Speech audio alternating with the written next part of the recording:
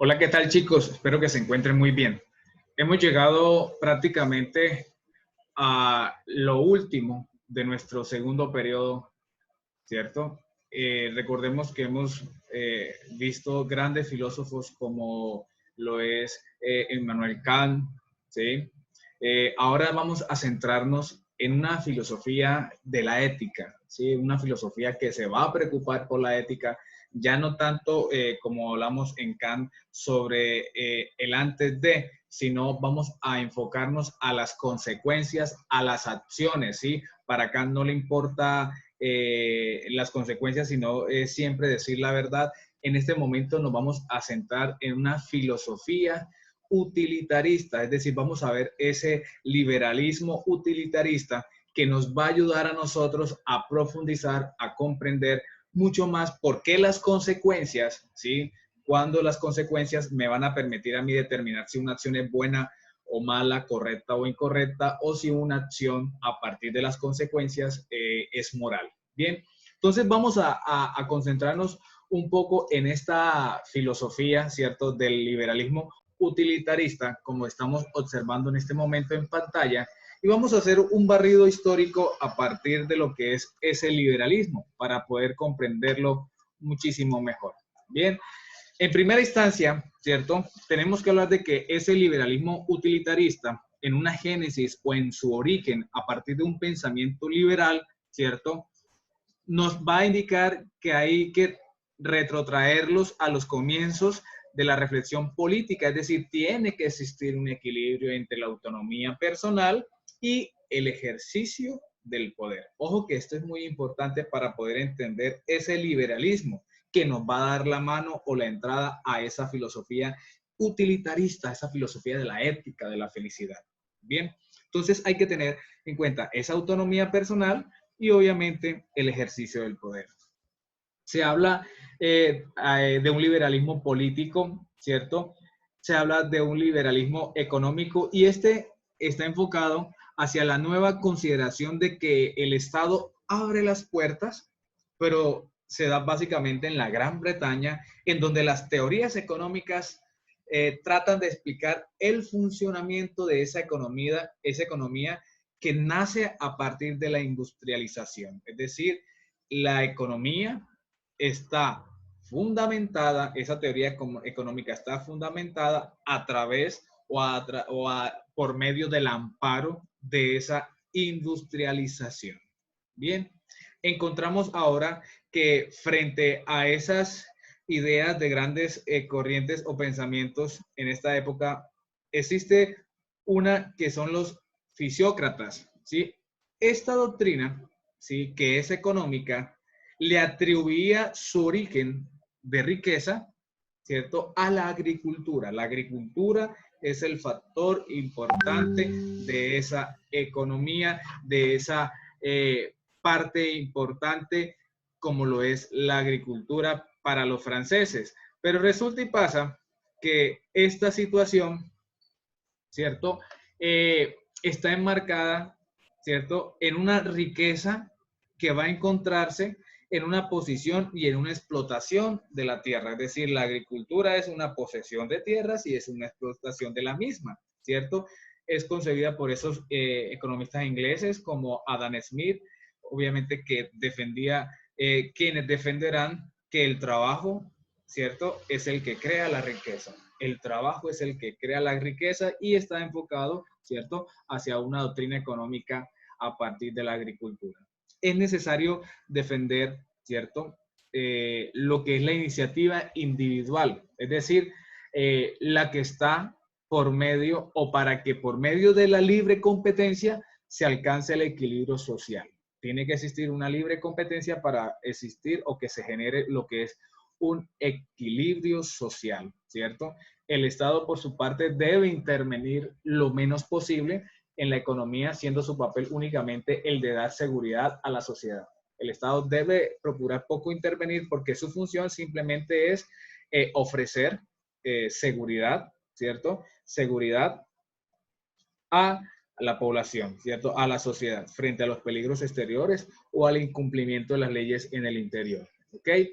Se inaugura un credo de pensamiento liberal, según el cual la iniciativa es privada, la libre concurrencia, el mercado constituye un mecanismo autónomo capaz de producir por sí mismo el desarrollo económico y social. Fíjense que aquí ya le están dando un auge a esa economía, ¿sí? A ese pensamiento económico que más adelante Carlos Marx va a entrar a profundizar y a debatir y a argumentar, ¿cierto? Pero aquí se está dando unos primeros esbozos en este liberalismo utilitarista en cuanto a esa parte económica, donde debe ser un mecanismo autónomo, ¿cierto? Que va a beneficiar a la sociedad. Se habla de una laissez-faire, es decir, esto significa dejar hacer, dejar pasar. La falta de restricciones exigida por este pensamiento se resume a partir de esta expresión, dejar hacer, dejar pasar. Laissez-faire, laissez-passer. ¿Sí? A partir de esto, que es una insignia de este pensamiento liberalista utilitarista, ¿cierto? Nos va a llevar a los tres pilares del liberalismo. Esto es fundamental para poder comprender esta filosofía del liberalismo de la mano del utilitarismo. La capacidad que tiene el individuo, la capacidad racional es perfecta, ¿cierto? Si se deja actuar en libertad. Es decir, el ser humano coloca sus habilidades del pensamiento intelectual y obtiene buenos resultados siempre y cuando haya libertad en su actuar. Entonces, fijémonos que va a aparecer en primera instancia lo que es la libertad individual, y esta libertad individual está enfocada a partir del pensamiento, a partir de la religión y obviamente a partir de la prensa, ¿sí? Ya aquí aparece el factor prensa, medios de comunicación, expresión, opinión, doxa. En un segundo momento aparece lo que es la libertad económica. Esta libertad económica está enfocada a partir de la empresa, a partir de una producción, a partir de una competencia y obviamente a través de que, así como produce, circula sus mercancías, sus capitales. Y en un tercer aspecto, en estos tres pilares del liberalismo, recordemos, libertad individual, libertad económica y libertad política. Es decir, en esta libertad política, ¿sí? Es con la existencia de un Estado constitucional parlamentario basado en la participación del ciudadano mediante la elegibilidad de sus representantes. Es decir, el ser humano, el ciudadano, elige sus representantes con la división de poderes que allá mencionamos con Montesquieu, ¿cierto? Sometido a un control, obviamente tiene que existir un control para que exista efectividad y que cada uno de estos poderes actúe de manera correcta, ¿cierto? Y necesaria. Y también que le asegure a la sociedad, ¿cierto? Una igualdad jurídica individual, ¿sí? Entonces, fíjense que aquí ya el Estado empieza a crecer mucho más con esta parte de la industrialización, de la política, de la libertad económica y de la libertad individual. Cada uno de ellos empiezan a crear su propio pensamiento, sus propias empresas, su propia construcción económica. Bien, el desarrollo individual y la perfecta organización de la sociedad. Es importante, lo que acabamos de ver es un contexto simplemente de esa época del liberalismo utilitarista, ¿sí? Prácticamente este liberalismo me va a llevar a una utilidad, ¿sí? A un utilitarismo, ¿cierto? Ese utilitarismo, ¿cierto? Está enfocado 100% a lo que se conoce como una ética utilitarista. Hablar de utilitarismo es hablar de una ética, ¿cierto? Kant se preocupaba más por el deber decir o el tener que decir siempre la verdad sin importar las consecuencias, ¿cierto? Ahora bien, vamos a enfocarnos aquí en esta ética utilitarista.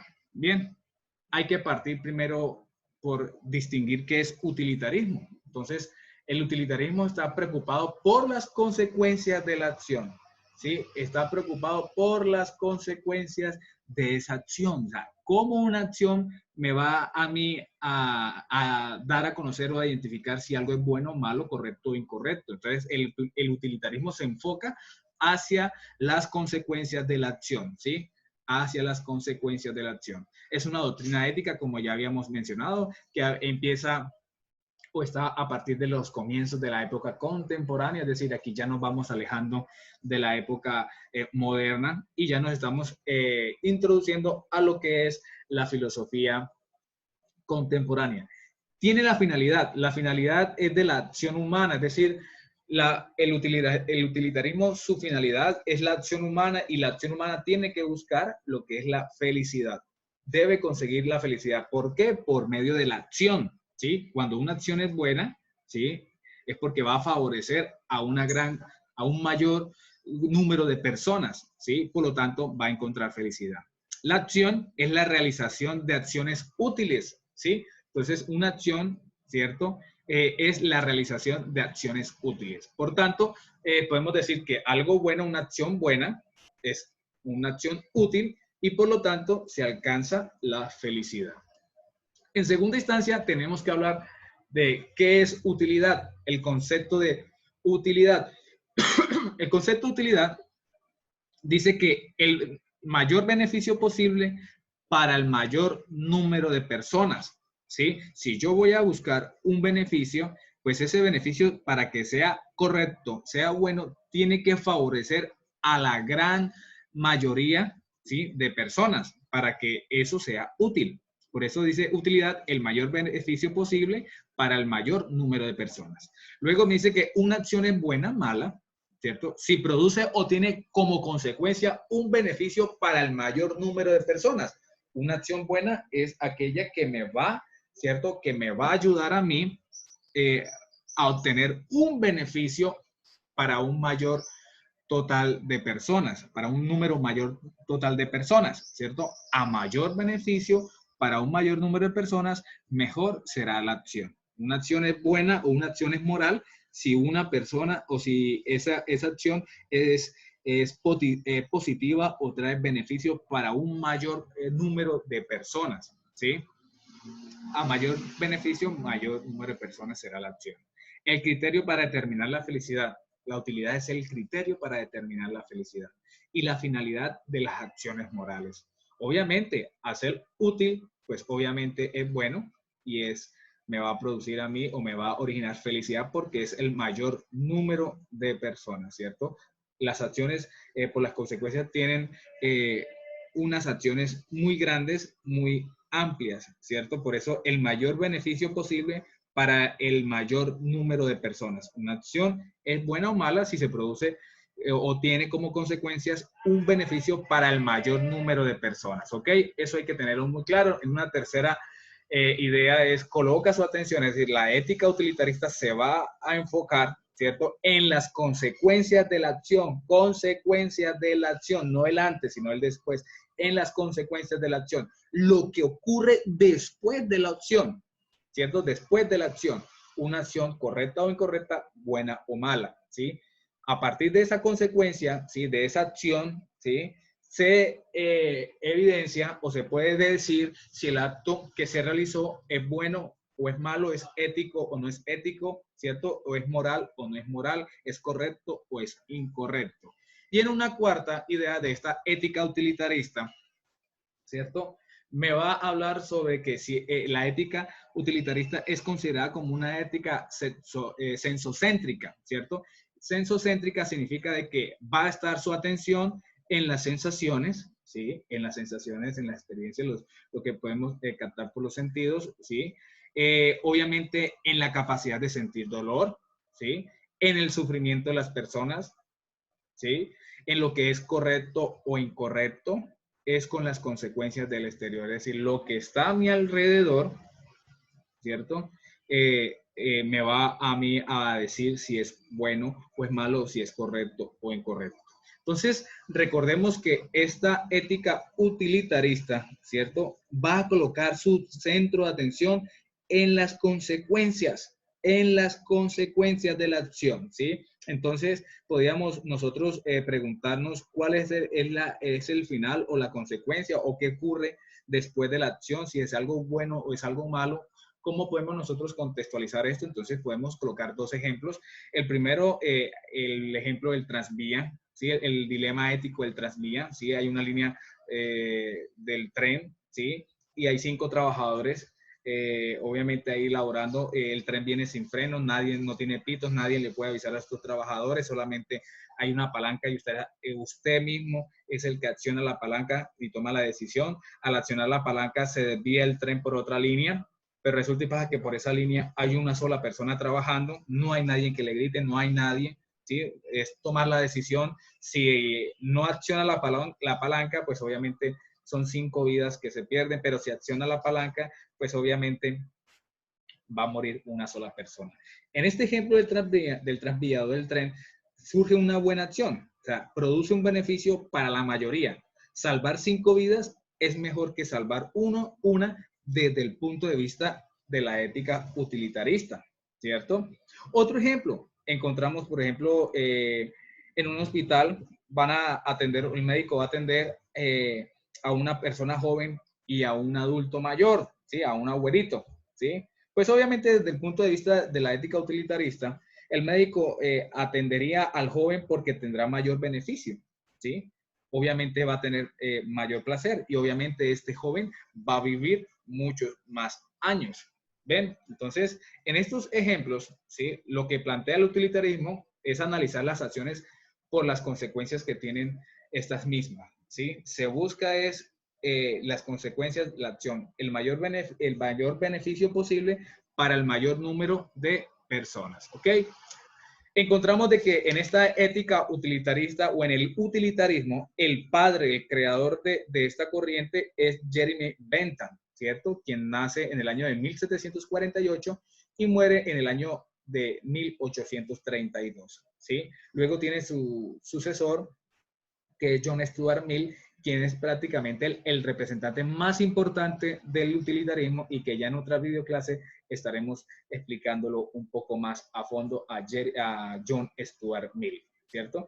Vamos a hablar un poco de Jeremy Bentham. Se conserva hoy en día en un museo su parte de su cuerpo, se tenía su cabeza momificada, arreglada y toda esa cuestión, pero por algunas situaciones terminaron, mejor dicho, pateando la cabeza de este personaje. Aún su cuerpo se conserva en un museo. Antes tenía la cabeza, la tenía en medio de sus piernas, en el piso. En fin, ya ahorita les mando un video para que observemos un poco la historia de este señor. Este personaje decía que la mayor felicidad del mayor número es el fundamento de la moral y la legislación, es decir, la mayor felicidad de las personas, ¿cierto? Es el fundamento de la moral, ¿sí? Y la legislación.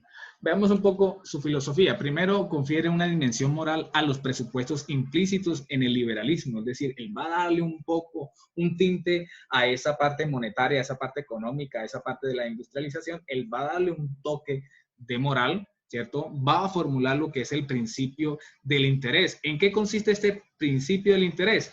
Decía que el hombre está movido por sus propios intereses, los cuales van a manifestar, ¿cierto?, en lo que es la búsqueda del placer y la huida del dolor, ¿sí? Estos dos temas o estos dos apuntes en cuanto a placer y dolor, ¿sí?, son muy importantes porque nos van a ayudar prácticamente a nosotros a encontrar las consecuencias si una acción es buena o es mala, ¿sí? Ahorita profundizamos en la siguiente diapositiva. Va a hablar que es consciente de que en una vida en sociedad los intereses particulares pues, pueden entrar en colisión, es decir, pueden entrar en choques. Esto es algo muy importante porque obviamente nadie conoce los sentimientos, las acciones de cada una de las personas, porque obviamente cada uno siente diferente, actúa diferente, pero obviamente los intereses particulares en una sociedad obviamente van a entrar a chocar. Para evitar ese peligro del choque que hay entre los intereses particulares, pues la sociedad debe regirse o debe orientarse a través del principio de felicidad. Ojo, hemos hablado del principio de interés, ahora estamos hablando del principio de felicidad. ¿Okay? Este principio de felicidad se enmarca a partir de lo siguiente. Va a establecer la máxima, es decir, su teoría, su idea es buscar la mayor felicidad para el mayor número de individuos. Principio de felicidad, buscar la mayor felicidad para el mayor número de individuos, ¿cierto? Entonces, aquí hay unos instrumentos que le pueden servir al ser humano, al habitante, al ciudadano, como es la razón y la ley. ¿Sí? Que él coja, experimente su razón y obviamente esté orientado hacia la razón. Pero esta máxima de buscar mayor felicidad para el mayor número de individuos va a estar orientada, ¿cierto?, a que los gobiernos, ¿sí?, deben estar ilustrados, deben ser capaces de legislar, pero de actuar, de pensar, de establecer, pero a partir de la racionalidad, ¿cierto? Y por eso este señor luego se inclina hacia un partido demócrata, ¿cierto? Hacia la democracia y empieza a defender un lema que es el siguiente: un hombre, un voto. La importancia de un hombre es la importancia de un voto. Claro, porque la persona debe elegir a sus representantes para que haya estas personas de la mano de la racionalidad empiecen a legislar y empiecen a orientar, ¿sí?, a la sociedad. Es importante este principio de felicidad, ¿cierto? ¿Cómo establecer con una consecuencia buena o mala? Pues obviamente, moral o no moral, ¿cierto? Es buscar la mayor felicidad para el mayor número de individuos. En una quinta idea dice: a su juicio, un gobierno nacido a partir del voto libre y secreto tendría como tarea asegurar 4 aspectos fundamentales: la subsistencia, ¿sí?, que el hombre subsista en esta situación; la abundancia, la seguridad y la igualdad. 4 aspectos importantes o fundamentales que establece un voto libre y en secreto, ¿sí? Y una sexta idea es que su realización sería el camino hacia la realización personal y la felicidad individual y social, ¿ok? Vamos a profundizar un poco más a este señor. 3 aspectos importantes. Primero, hablaba de un cálculo de placeres y beneficios, ¿sí? Hablaba de un cálculo de placeres y beneficios, pero este cálculo de placeres y beneficios, ¿sí?, van a cuestionar al ser humano, o sea, cuándo algo es bueno, cuándo una acción es buena, a través de las consecuencias, etcétera, etcétera, como veremos en anterior diapositiva, y aquí se las muestro, vea, en la máxima, buscar la mayor felicidad para el mayor número de individuos. Este señor va a plantear la segunda, y es decir, es una formulación matemática, ¿cierto?, para calcular el beneficio. ¿Cuál es el beneficio? Pues un equilibrio entre lo que me conviene, lo correcto, y lo malo, lo desagradable, el perjuicio. Beneficio, perjuicio, ¿cierto? ¿Cómo lo hace? ¿Cómo lo establece este señor? Estos placeres, este cálculo de placeres, Jeremy Bentham, pues lo establece a partir de 2 dueños, ¿sí? Como veíamos en la diapositiva anterior, él hablaba de 2 dueños y decía que estos 2 dueños son el placer y el dolor, ¿sí? Estos 2 dueños ayudan a determinar si una acción es correcta o incorrecta, ¿cierto? Estos 2, ¿cierto?, les corresponde indicarnos qué debemos hacer por medio del placer y por medio del dolor.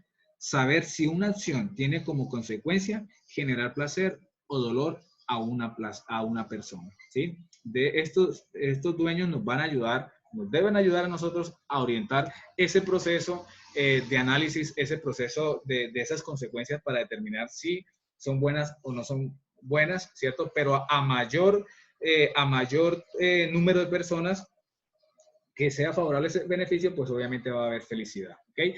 Vamos a escuchar este video que nos va a ayudar a profundizar un poco lo que venimos hablando. Vamos a comenzar a estudiar qué es el utilitarismo. Y cuando hablamos de utilitarismo nos estamos refiriendo a una doctrina ética propia de la edad, de los comienzos de la edad contemporánea. El padre del utilitarismo va a ser este señor que vemos aquí, que es ni más ni menos que Jeremy Bentham. Jeremy Bentham, que nace en el año 1748 y como decíamos va a ser el partero, el creador del utilitarismo. Luego, años después, nace este señor que vemos aquí casi sin pelo, que es ni más ni menos que John Stuart Mill. John Stuart Mill, les cuento que fue un pensador, un economista y un político inglés muy importante que nace en 1806. y que haciendo una revisión sobre la historia de la filosofía va a descubrir la filosofía y las propuestas del utilitarismo que ofrecían esta teoría de Bentham. Entonces él va a reformular el utilitarismo en algunos de sus elementos. Por ende, cuando hablamos de utilitarismo, si bien Bentham es el padre, el partero, el creador del utilitarismo, John Stuart Mill va a ser el representante más importante. De hecho, para que ustedes se den una idea, Stuart Mill, como vimos, nace en 1806 y muere en 1873. Y entre estos años, Inglaterra estaba pasando, se quiere, por un periodo de esplendor con la era victoriana. Recordemos la reina Victoria, que es coronada en 1837 y que había convertido a Inglaterra en una potencia hegemónica. Entonces, muchos historiadores de la filosofía consideran que también estos elementos han ayudado a que en Inglaterra se cree este tipo de doctrina ética. Pero claro está que para poder comprenderla tenemos que ir directamente a estudiarla. Y vamos a estudiar lo que nos dice John Stuart Mill en su obra más importante, su obra ética, llamada El utilitarismo. Bien básico el nombre que le ha puesto. El utilitarismo es una obra que es publicada en 1863, es decir, unos años antes de su muerte. Entonces, en esta obra podemos delimitar, o si una vez que la leemos y que la estudiamos, podemos afirmar sin lugar a dudas que el utilitarismo es una doctrina ética, como decíamos, que considera que la finalidad de la acción humana, fin de la acción, que la finalidad, como decíamos, de la acción humana y sobre todo la felicidad que se consigue, claro está, a través de estas acciones que realiza el hombre, está vinculada a la realización de acciones útiles. Está vinculada a la realización, como decíamos, de acciones, y atentos con este concepto, útiles. Repasemos entonces que el utilitarismo es una doctrina ética que considera que la finalidad de la acción humana y sobre todo la felicidad que se consigue a través de estas acciones está vinculada a la realización de acciones útiles. Es decir, es bueno, nos dice Stuart Mill, es bueno lo que nos es útil para ser felices. Es bueno lo que nos es útil para ser felices. Es decir, prestemos entonces atención al concepto de utilidad, porque este concepto de utilidad, es decir, la utilidad va a ser el criterio, entonces, como estamos viendo, para determinar la felicidad por un lado y las acciones, la finalidad de las acciones morales por el otro. La finalidad de las acciones morales. Vemos así como el concepto de utilidad, por algo recibe ese nombre, la teoría, es clave para poder comprender las premisas básicas del utilitarismo. Entonces, para el utilitarismo, les cuento, el resultado que debemos buscar en nuestras acciones va a ser ni más ni menos que la felicidad, porque es el único bien en sí, como veíamos. Los utilitaristas, vamos a hacer un espacio, vamos a conservar la felicidad en una esquina. Los utilitaristas dicen que hay que lograr la mayor felicidad,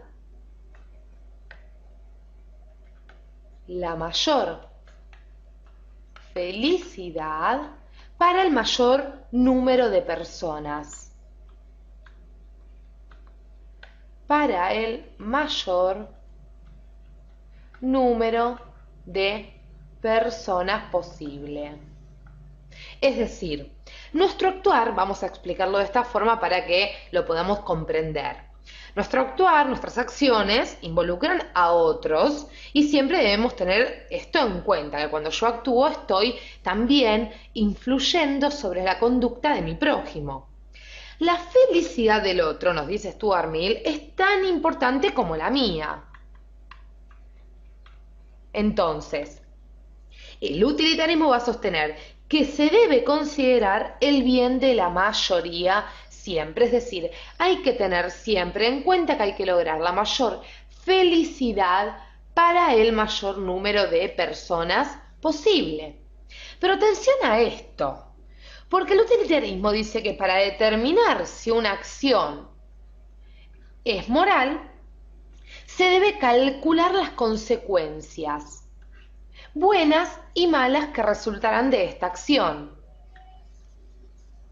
Se deben calcular las consecuencias de toda acción, es decir, las consecuencias malas o buenas de la acción que quiero realizar. Si lo bueno supera lo malo, nos dicen los utilitaristas, entonces la acción es moral. Si lo bueno supera lo malo, entonces la acción es moral. Es decir, es una especie de cálculo-beneficio de las consecuencias de nuestras acciones. Pero pensemos esto, ¿cómo efectúo yo un cálculo si para determinar las consecuencias de mi acción tengo que tener en cuenta la felicidad de otras personas? Y posiblemente el concepto de felicidad o la felicidad no signifique lo mismo para mí, que estoy armando este video, esta clase, que para ustedes que por ahí lo están mirando. Cada uno tiene un concepto de felicidad y para cada uno la felicidad significa algo diferente. Entonces, la respuesta que van a dar los utilitaristas ante este dilema es que, si se quiere, la respuesta, mejor dicho, la vamos a encontrar si nos damos cuenta que no se trata de contribuir a la felicidad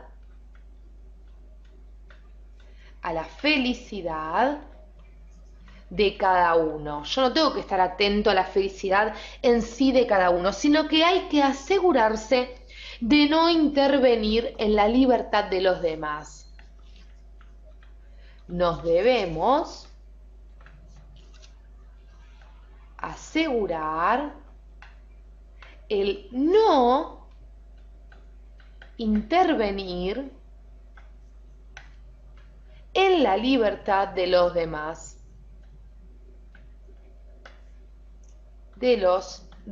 Vamos a ponerlo así para que ustedes puedan tomar nota. Es decir, lo útil pasa a ser lo que en ese cálculo que yo hice brinda mayor libertad al mayor número de personas. Esto es básicamente la teoría o la doctrina ética utilitarista. Espero que la hayan podido comprender, que hayan podido entender esta pequeña aproximación que hemos hecho y si tienen alguna duda o quieren... Bien, muchachos, hemos observado un video que nos ayuda a profundizar todo lo que hemos venido diciendo, ¿sí? Hay que tener claro de que no podemos entrar, no debemos asegurar el no intervenir en la felicidad de los demás, no involucrarnos en la felicidad de los demás, ¿cierto? Porque obviamente cada uno de nosotros tiene su propia libertad, su propio sentimiento, sus propias emociones. Entonces, espero que hayamos comprendido un poco más lo que hemos analizado y nos veremos en una nueva oportunidad. Recordemos que el utilitarismo, ¿cierto?, está de la mano de las consecuencias de las acciones para determinar si algo es bueno o malo, correcto o incorrecto, a partir de las consecuencias de esas acciones que se realizaron. Chao, que estén muy bien.